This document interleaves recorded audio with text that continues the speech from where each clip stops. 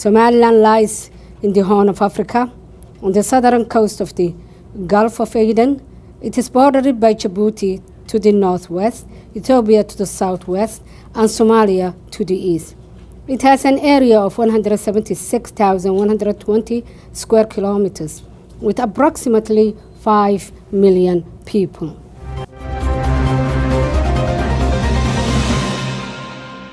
Ladies and gentlemen, my name is Shukri Ismail, and I'm the Minister of Environment and Climate Change. Well, first of all, I would like to thank so much to the International Conservation Caucus Foundation for hosting this event, which is really a very important event. And thank you all for being a part of this holistic visit of the United States by our President, Musa Bihi Abdi. It's a privilege today to meet with the ICCF, your board members and donors about Somaliland's progress and the opportunities for greater partnership between the U.S. and the Somaliland that lie ahead. Let me briefly touch on the history of Somaliland, because learning about our past is essential to understanding our aspirations for the future. Somaliland lies in the Horn of Africa, on the southern coast of the Gulf of Aden. It is bordered by Djibouti to the northwest, Ethiopia to the southwest, and Somalia to the east. It has an area of 176,120 square kilometers, with approximately 5 million people. Somaliland gained its freedom from Great Britain in 1960, and soon afterwards formed a union with the former Italian Somalia. But after 30 years of strife, we reclaimed our sovereign status in 1991. Since then, we have built a democratic system of government, advanced economic growth, and ensured the security of our people. Despite lacking recognition as a sovereign nation, our location in a difficult neighborhood. Our location is in a difficult neighborhood. It has been nearly 10 years since the delegation of this nature visited the United States. Since that time, the geopolitical environment in the Horn of Africa has evolved considerably, bringing Somaliland's interests and U.S. interests further and further into alignment.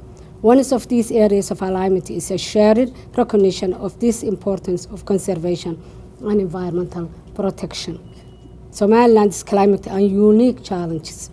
Somaliland is blessed with a diverse ecosystem, home to many species of wildlife and vegetation, large mountain ranges, and more than 850 kilometers of coastline with pristine beaches, coral reef, and rich marine life. Unfortunately, Somaliland faces serious environmental and conservation challenges. We are on the front line of a climate change, and climate change is real in Somaliland. The overall climate of Somaliland is monsoonal, with the majority of rains coming from the southwest monsoon. We are suffering from a prolonged drought that over the past few years have killed over 70% of the area's livestock, a major export and critical sector for the country's economy. Today, as I'm talking to you, 810,000 people are in need of urgent assistance. We are coping with a serious water shortage, malnutrition, and food insecurity, which has also fueled internal migration. Despite facing a number of challenges, including limited government resources, lack of direct aid, decentralization of environmental governance, and donor funds allocated mainly to social programs. We are undeterred of our fight against climate change, which is led by our ministry. What Somaliland is doing? What is our government literally doing? Somaliland Ministry of Environment and Climate Change was established in 1997 to protect the environment, promote climate change resilience, and ensure sustainable livelihoods for our people. The ministry has developed a 5-year strategic plan as a blueprint for action in consultation with the various stakeholders, including sister government ministries, universities, UN agencies, INGOs, local NGOs, and others, which I would welcome the opportunity to discuss with you today. Already we have accomplished many of the goals of our plan, which is aligned with the UN Sustainable Development Goals, and we have developed regulations and strategies for environmental protection and conservation, raised awareness and organized training workshops on the natural resource management for rural communities, conducted an impact assessment on energy resources and alternatives in Somaliland, established 13 nurseries for reforestation in rural areas, which has helped to green major towns and reduce charcoal production from live trees, established seasonal grazing reserves and soil and water conservation techniques, safeguarded biodiversity of protected areas, including mangrove conservation program and research on frankincense protection, and developed environmental education program through radio and TV programs.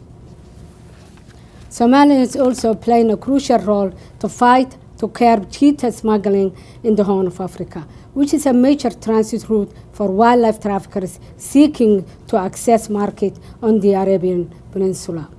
When we began this work, cheetah population in the region were dwindling. In the past several years, Somaliland has worked closely with the international wildlife organizations, including the Cheetah Conservation Fund and other international partners, to save and rehabilitate these precious animals. The cheetah sanctuaries and wildlife refuge created through our partnership with CCF have played a significant role in rebuilding cheetah population in our country. Somaliland also works to ensure that traffickers do not exploit our territory for their criminal activities. This is a comprehensive undertaking to apprehend traffickers and confiscate smuggling cheetahs, and involve the Somaliland Police, our Coast Guards, our Ministry of Environment, Climate Change, and our courts system. Starting with the region's first cheetah smuggling conviction in 2018, law enforcement officials from Somaliland have enhanced anti-poaching methods to protect wildlife. And vigorous prosecutions following arrests have ensured that smugglers are held accountable. Conclusion. The challenges I have discussed are just some of the many areas where I believe the opportunity exists to expand and forge new partnerships. This is why our delegation is here in Washington this week to meet with allies like all of you and leaders in the Biden administration, Congress, and civil society. We seek a strong and enduring partnership with the United States.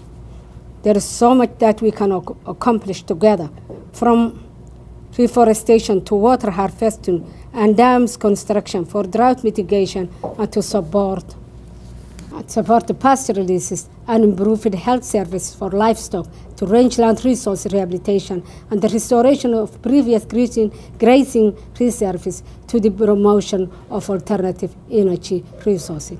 So I look forward to discussing how together we can advance these shared priorities. I would also like to invite all of you to visit Somaliland to see firsthand the many opportunities we can unlock with your support. Thank you again to ICCF for hosting this luncheon, and to your board and donors for all that you do to support conservation and protect wildlife around the world. Thank you so much.